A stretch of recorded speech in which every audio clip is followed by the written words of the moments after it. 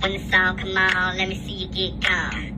Baby mama, this your song. Been pregnant for way too long. I tell the DJ, turn it off.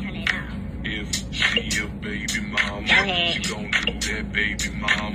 Work. She gon' put it on you. She gon' do that baby mama. Drop Drop it down, drop it down, down low.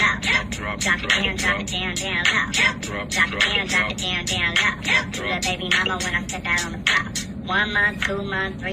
What's the story, Morning Glory? What's the word, Hummingbird? Thank you so much for joining me for Cookie's Car Chronicles. I'm back in my car, y'all. The freedom that I have in my car doesn't compare to the freedom that I have inside the house. I can say whatever I want. I don't have to worry about, young, sensitive ears being nearby. Doesn't mean that I'm going to go buck wild with my mouth, but I do have a little bit more freedom in my car than I do in my house. So let's get into it. I wanted to start off the conversation with Meghan Markle. So, y'all, let's start at the beginning. I understand that Meghan Markle is not very well liked by a lot of people, especially I would say the British, the royal family, people who are supporters of the royal family. They don't really care too much for Meghan Markle.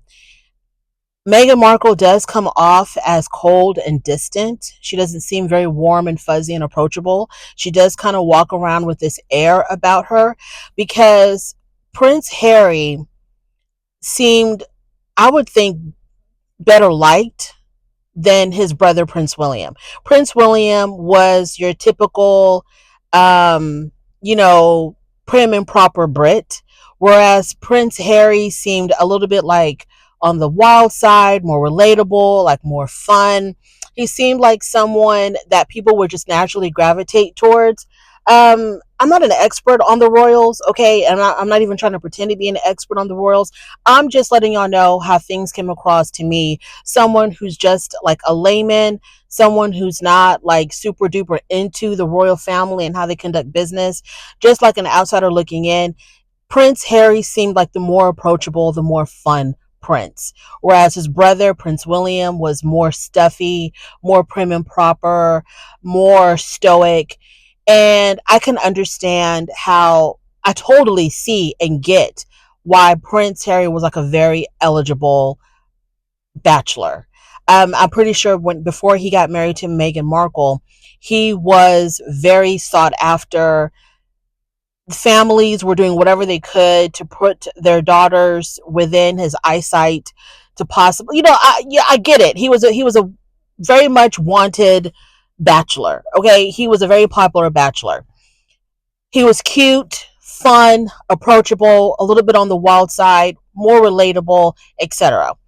So I understand the backlash when he decided to marry Meghan Markle. I understand the backlash because Meghan Markle seems a little bit opposite to him. She seems someone who is like a little bit rigid, not as easygoing, not as laid back as he appears to be, and also the fact that she's a woman of color.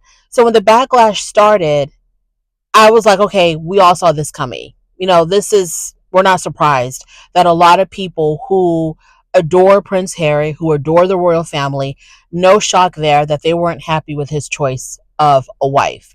Now, I also do believe that a lot of the backlash stems from racism. I do believe that. I don't think that if he would have gotten with a woman who was the same demeanor and personality as Meghan Markle, but who was white, I don't think the backlash would have been as severe.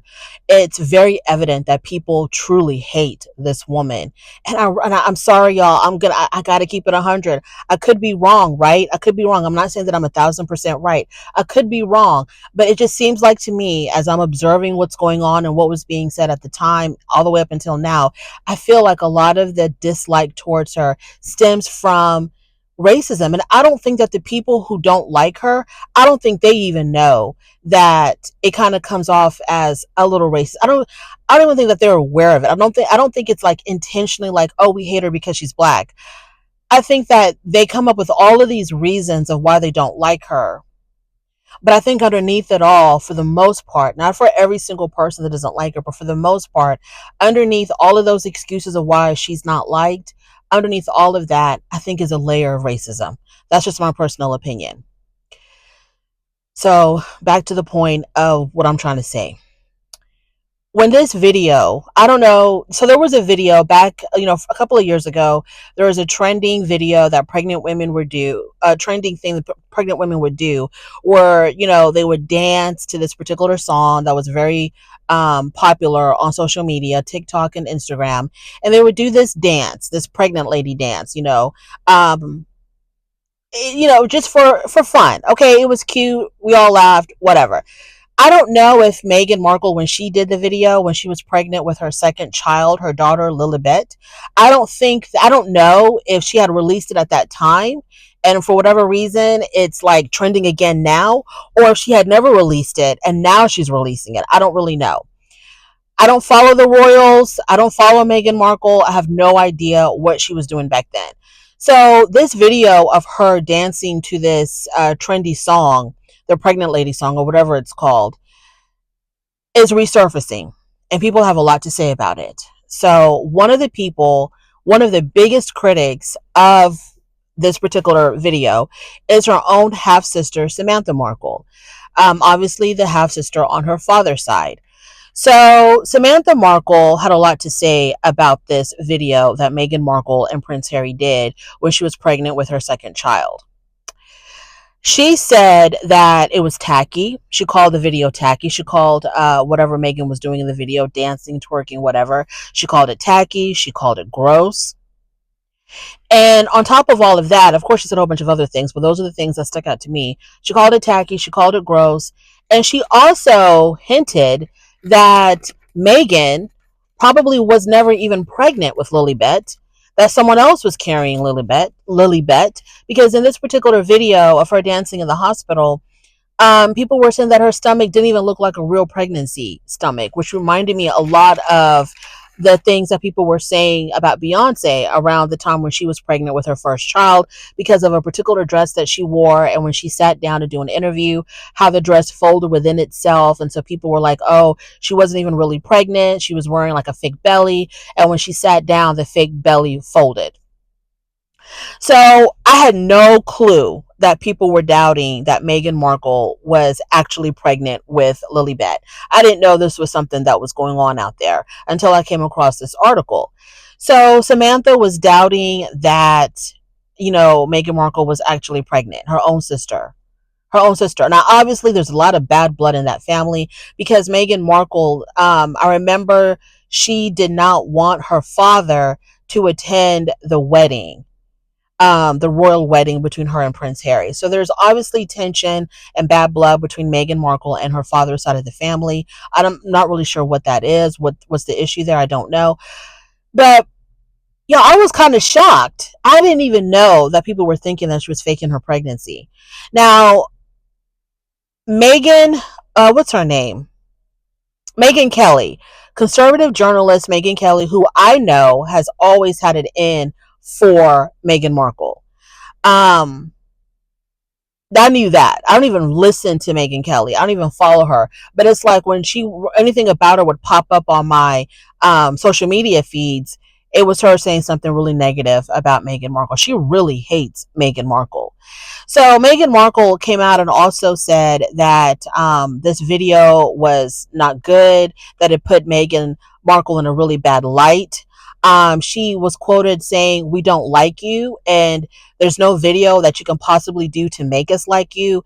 Megyn Kelly accused Meghan Markle of releasing this video in order to appear relatable to the people, because she's doing something fun and quirky, and she's laughing, having a good time.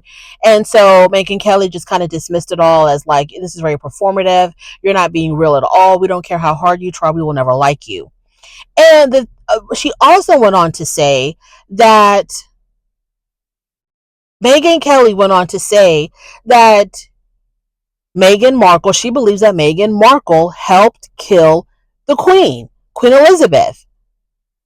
I've never heard of this. Like, what is going on? What is happening? People really think that Meghan Markle has something to do with Queen Elizabeth's death? And she went further to say that Meghan Markle is ungrateful to the royal family after all that they have done for her and given her. So that was a lot. That was a whole hell of a lot. Yo, I'm just shocked that the hate runs this deep for this woman. She's not. I don't look at Meghan Markle and feel like, oh, she's so wonderful. I want to know everything about her. I want to follow her. So, I don't have those kind of feelings towards Meghan Markle. I feel like Meghan Markle does come off as cold. I do see that.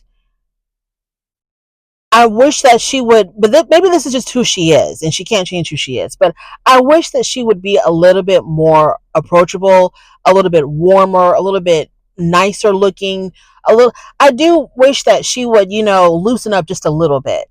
But I don't think that she really truly deserves this kind of hate, where people are doubting that she was ever pregnant, saying that she has something to do with the Queen's death. Um, this she does a cute little video and is completely taken out of context. Um, Somebody even called it pregnancy porn because of how she was, the dances that she was doing and her squatting and spreading her legs or whatever. I, I'm just shocked that something as innocent as this video, as this trendy little thing that she did, sparked so much outrage and hate towards this woman. I'm just taken aback. I'm absolutely shocked by this. I can't believe that people hate her this much, or the hate runs this deep towards this woman. And the thing is that this is the woman that Prince Harry chose. This is the woman that he wanted to be with. Like, where's the backlash against him for choosing her? But for him, nobody would really be paying any attention to Meghan Markle right now. Like, why is all of this visceral hate aimed towards Meghan Markle instead of the man that chose to bring her into the royal family? Oh, could it be because her haters are actually racist? Could that possibly be it? Y'all, it's just crazy. It's bad. It's just crazy bad. It's just so crazy. This is a woman that he chose to be with. He brought her into the fold. He doesn't have an issue with her, obviously. I don't know if their marriage is in trouble. There's been a lot of speculation that, their marriage is on its very last leg, and people are speculating that they're going to be getting a divorce soon, and he's going to really regret ever marrying this woman, and so on and so forth. Oh, and another thing I forgot to mention. When Meghan Markle was pregnant with her son, and she claimed that one of the reasons why her and Harry decided to distance themselves from the royal family and come to the United States.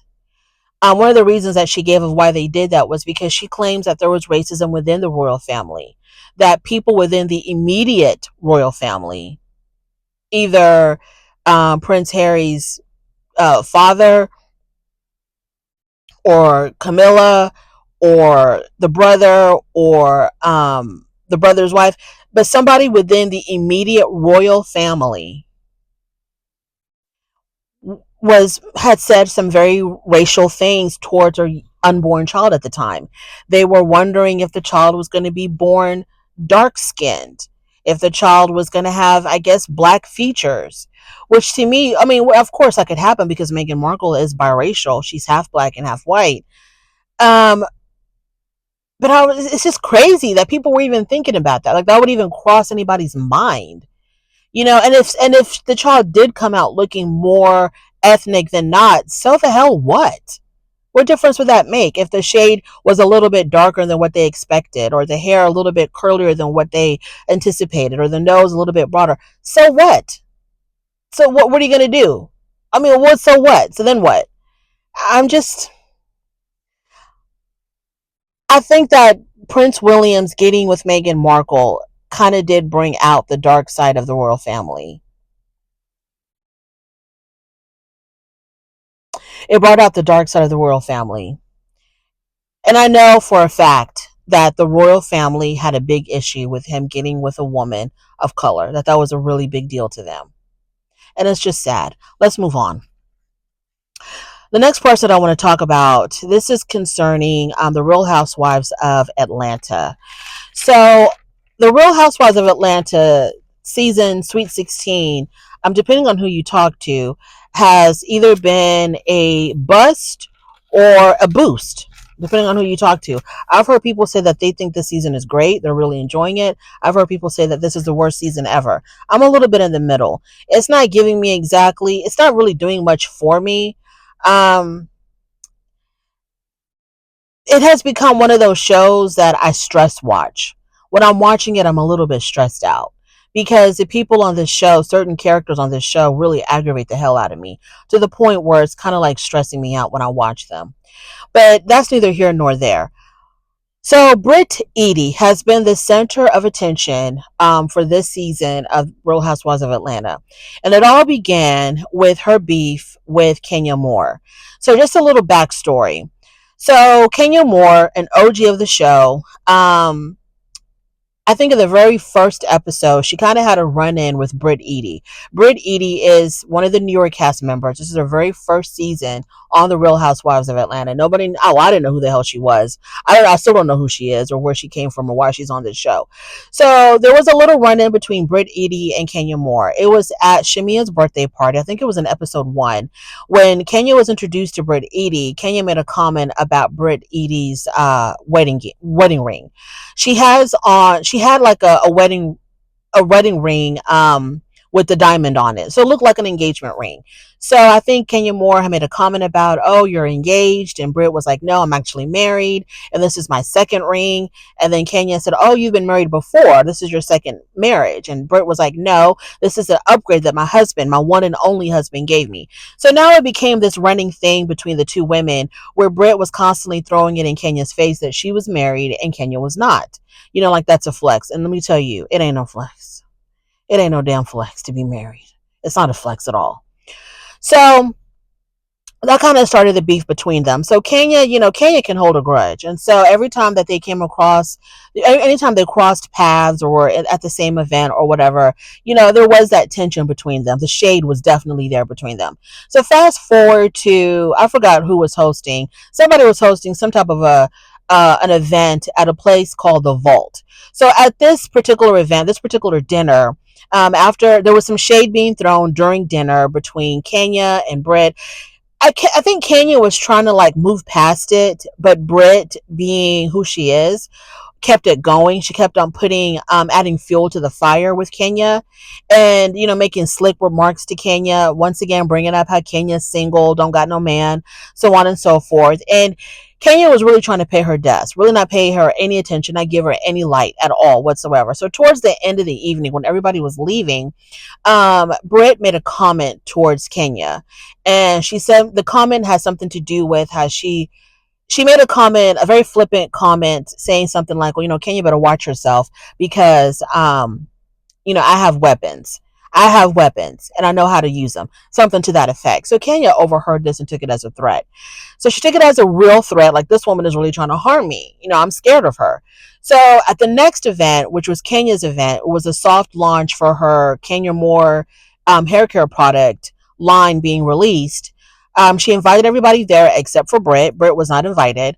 And at this event, Kenya's own event, she had posters blown up of supposedly Britt, because Britt used to be a cam girl. She used to produce sexually explicit content for a fee in her college days.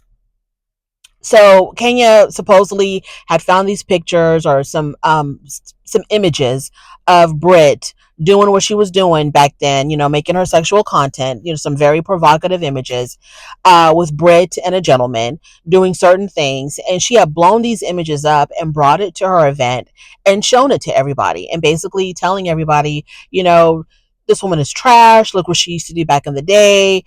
She's a whore. She's this. She's a slut, so on and so forth. Well, Britt was not there, but word got back to her that Kenya had shown these pictures of supposedly of her when she was doing this type of content in her younger years.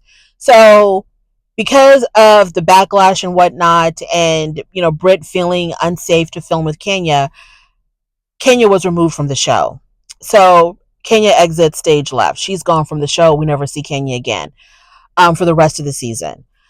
Well, back to present time. So Britt had made it was part of her storyline that Kenya did this to her. It was a part of her whole storyline. Oh my God, I'm a victim of Kenya. Kenya did this horrible thing to me. it's like revenge porn, accusing Kenya of doing or committing revenge porn, and poor me, I'm the victim. Kenya is this big bad monster. She's ruining my life. She even claimed that I think was it her real estate license or her broker's license was revoked because of the things that Kenya did, because of Kenya showing this picture, which I didn't understand. I didn't understand how someone committing revenge porn against you causes you to lose your license. Like, I didn't understand that, unless the licensing agency was like, because you did these things in the past, we're gonna judge you and revoke your. That is just it doesn't make any sense to me that a licensing agency would take away someone's license because of things that they did when they were like 20 years before, when they were in college or whatever. So her talking about losing her license and blaming Kenya for that, it didn't make any sense to me. So that became her thing, right? Well, the season has wrapped. They are filming the reunion, I think, in real time. And word on the curb is that Brit Eady will not be at the reunion. She was a major part of this season's storyline, but she is not going to be. She refuses to attend the reunion. And she says that she is not attending the reunion because she said that the year that she was on the show, I think it was 2024, last year, it was very emotional. It was a very emotional and dark year for her. Brit says that it wasn't in. Okay, so she says that it was very emotional, it was very dark for her, and so she doesn't want to come to the reunion. Girl, why not? Now the season is still going on. We haven't reached the end of the season. We're not at the reunion part yet. So I don't know if the upcoming episodes is going to show something, is going to reveal something that would kind of give explanation on why she doesn't want to come to the reunion. Like, did she do or say something that she's ashamed of, or that she doesn't want to take accountability for? So I'm in the dark as far as why Brit decided not to show up for the reunion. Now get this, y'all. This is a real kicker. Brit now claims that the images that Kenya showed at her launching event, those images were not of her. Brit is now saying that that person in that picture, in those pictures, doing those acts with whatever man was in the pictures with her, she says that was not even her. So she wasn't at the event to view the photos herself, but word came back to her because Kenya said, this is Brit. She held up the poster and she said, this is Brit Eady. Look what she used to do back in the day. So people took that and ran with it and told Brit, oh, she put these pictures up of you. And Brit just, went with it because she knows that she used to do those things, for the gram, back in the day. She knows that she was doing that kind of stuff as content. She was producing those kind of things. So she just automatically assumed that it was her. Okay. Well, I guess she got a gander of the pictures and realized, wait a minute, that's not even me. So what I don't understand, if it wasn't even her and Kenya didn't even show her. Now, granted, Kenya thought it was Brit. Evidently, there was no face. Okay, it's just some lips wrapped around you know what. Evidently, there was no face. But if it came out that that was not her, then why is Brit now suing Bravo for, what is she suing them for? She's suing them for hostile work environment, emotional distress, I think. I'm not really sure. And she's also requesting that Bravo remove that episode from public access. She says that Bravo falsely yet unmistakably implied it was her in the picture. Also says that Bravo contributed to a hostile work environment by forcing her to continue to film. You're not forced to continue to film. You're not forced to film. If you don't want to film, you don't film. And I would think that she had and if it was considered breaking her contract, if she refused to film, I would think that she had grounds to break the contract, because this woman showed explicit images of her. Now, yes, these images are on the internet. Okay, it wasn't like Kenya Moore went through Brit's phone and took private photos and then exposed them to everybody. Yes, these were pictures that were already out there on the internet. People were paying money to see these images of her. Yes, she put this out there on the internet, right? But I feel like because Kenya was using these pictures to hurt her, to get back at her, to make her feel uncomfortable, that is creating a hostile work environment. Because if someone exposed pictures of you like that at your job, would you feel comfortable walking into work the next day? You wouldn't. Everybody would be looking at you funny, talking behind your back, whispering behind your back. It would definitely affect how you conduct your job, knowing that something that was personal. Now, the thing is, even though it was on the internet, and once you let something go on the internet, it's fair game. Okay, it's fair game. Anybody can capture it. You can't say, well, yes, I released it on the internet, but it was only for my paying customers only. It wasn't for non paying people. It wasn't to be blasted all over. I get that part. I understand that once it's out there, it's out there. Anybody can do what, because those paying customers can download that or screenshot the images that they paid for and re-release it themselves to a even bigger audience. You have no control once everything is out there on the internet. I totally get that, but the fact that these pictures, I don't think anybody would be checking for them if it wasn't for Kenya showing them. And I think that it did create a hostile work environment. So she had to break her contract by not filming anymore. I think she had every right to break her contract then. I think that she would have been somewhat protected and not held liable for any monetary damages if she refused to continue to film.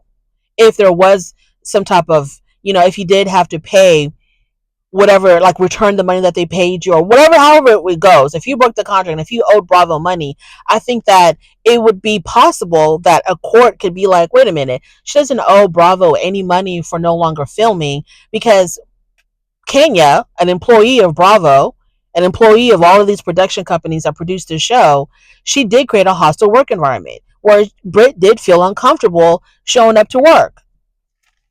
So she could have left. So her talking about how she was forced to continue to film, I think that's a lot of hogwash. I don't think she was forced to continue to film. So she's asking for them to remove the episode. She's suing Bravo, NBC Universal, Truly Original, Endemol, Shine, North America. So all the production companies that are involved with producing this show. It didn't mention that she was suing Kenya Moore, unless that's a separate lawsuit. But it didn't mention Kenya Moore, and she's suing them for $20 million. Girl, what happened to you is not worth 20 mil. I don't think Bravo even makes 20 mil from filming an entire season of Real Housewives of Atlanta. There's no way what happened to you is worth 20 million, but that's for a court to decide. So that's what's happening there with Briteady, the Real Housewives of Atlanta. I feel like Kenya should not have done what she did. I feel like Kenya could have taken another course of action to get back at Brit. If Kenya really did feel threatened by the things that Brit said about having weapons and Kenya needs to watch out because I've got weapons, I think that that would have been enough for Kenya to take it to the executives and have Brit reprimanded in some way, either issuing a public apology for saying those things or removing her from the show altogether. So I think that she had another course of action other than that. I think that what Kenya did was very tacky, was very low, and it was very self-sabotaging because it ruined her own event. So that didn't make any sense to me at all whatsoever. And real quick, let's talk about Taraji P. Henson. So Taraji P. Henson has a new film that's been released on Netflix called Straw. And this movie has received, a bit of backlash, especially from Black women, specifically, because the things that I've been seeing on social media and whatnot is people saying, Tyler Perry, we are sick and tired of you making movies about the, downtrodden Black woman, the Black woman who's always, going through some kind of struggle. She's broke, she's single, doesn't have a support system, struggling, being abused by some man, brokenhearted by some man, left as a single mom by some man. They're like, Tyler, we are sick and tired of that. There's other things going on with Black women's lives that doesn't involve being dumped, being diseased by a Black man, being dumped by a Black man, having a struggle, raising kids by, like, our story is more than just the brokenhearted, downtrodden single mom. Okay, we are doing other things. We are accomplishing other things. It's more than just that, which I agree with. I totally agree with that. I do agree that Tyler Perry can make movies about whatever the hell he wants to make. It's his money. Okay, he can make movies, whatever. But it would be nice to see someone who has the ability to make black movies, who has the ability to hire black actors, employ black people. It would be nice. It would be a breath of fresh air if he made movies about us that doesn't put us in such a sad, negative, deplorable light. You know what I'm saying?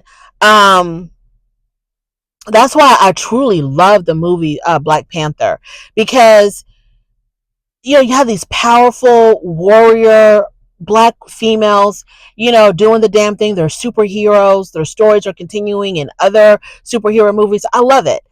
So we could be doing other things. I don't know. There's other storylines. We have the ability to be happy. We have the ability to accomplish things. We have the ability, to be successful. And there's so much he could do with his resources. The resources that he worked so hard to get, that God blessed him with. There's so much other things he can do. But whatever. So this is what I wanted to talk about. Taraji P. Henson is the main character in the movie Straw. Now, I didn't watch it. My husband did, and he gave me practically like a scene by scene analysis of the movie. And let me just tell you, if you're going to watch Straw, have your therapist on speed dial, because you're going to be needing some therapy after watching it, because it just sounded really sad and depressing. Extremely sad and depressing. I get you don't want to, not all movies are going to have a happy ending, but damn. Anyways, so Taraji P. Henson was asked, why do you continuously do Tyler Perry movies? And Taraji P. Henson said that she will always do a Tyler Perry movie because Tyler Perry was there for her when nobody else was. And the story that she gave was, after she had done the movie The Curious Case of Benjamin Button, she was nominated for an Oscar for Best Supporting Actress for that movie back in 2008. So when she was an Oscar nominee, her phone wouldn't stop ringing. She was in high demand. People wanted her to show up here, show up there, do this, do that. She was booked and busy because she was an Oscar nominee, Academy Award nominee. Well, when she lost the Academy Award to whoever else, her phone stopped ringing. Her work completely dried up. Nobody was checking for her at all whatsoever, until 2009 came around and Tyler Perry wanted her to play the main character in the movie I Can Do Bad All By Myself. And he paid her $500,000 to play the role in that movie. And Taraji P. Henson, she's been, after she did The Color Purple, was it last year, the year before? She was on her own little personal Taraji tour where she was going around complaining about how she was treated in that movie, how she wasn't paid, where she felt like she deserved to be paid, how she wasn't treated the way she felt like she was deserved to be treated. She talked about how the catering food was horrible, the trailers that they put them in was horrible. They had to share trailers, share dressing rooms, and it was a really bad experience for her to do The Color Purple. So I think after that, Oprah was one of the producers of that movie. I feel like her work really dried up. Nobody wanted to touch her with a 10-foot pole, because Oprah does carry a lot of weight. And we see what Oprah did to Monique when Monique was, in the movie Precious, and how she bad talked her experience doing the movie Precious. So, which is making me think, Oprah, what you really got going on? Well, how come every time a black actress is talking about being treated fairly, your name comes up? Anywho, so after, I guess, she received all of the negative backlash with The Color Purple, no work, nobody's calling her except Tyler Perry. So once again, Tyler Perry to the rescue, asks her to be in this movie Straw. So she says, because Tyler has been there for me and has treated me fairly, I will always be there for Tyler. So I don't know if that's a sweet story or a manipulative story. I don't know, but I did find it extremely interesting, how, when she's downtrodden, Tyler Perry is there to pick her back up.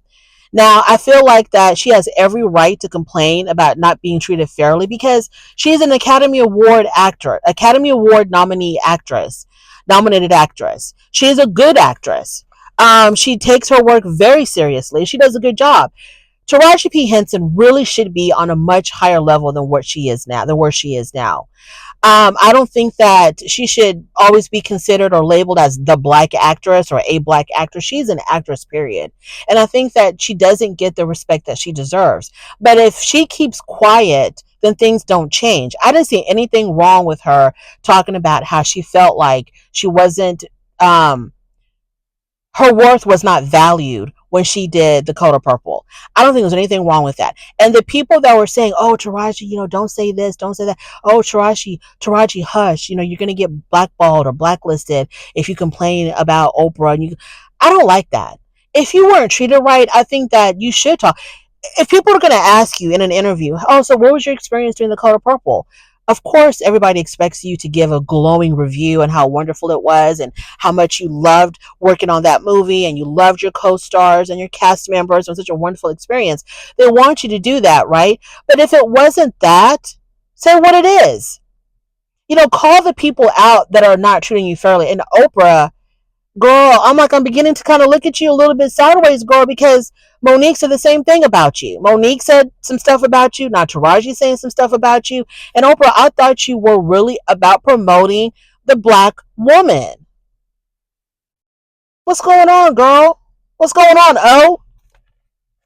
I don't know. I've jaw jacked enough. Thank you so much for joining me. I really do appreciate it. On your way out, please don't forget to rate the video, like this content, subscribe to my channel, and I will definitely talk to you later. Bye.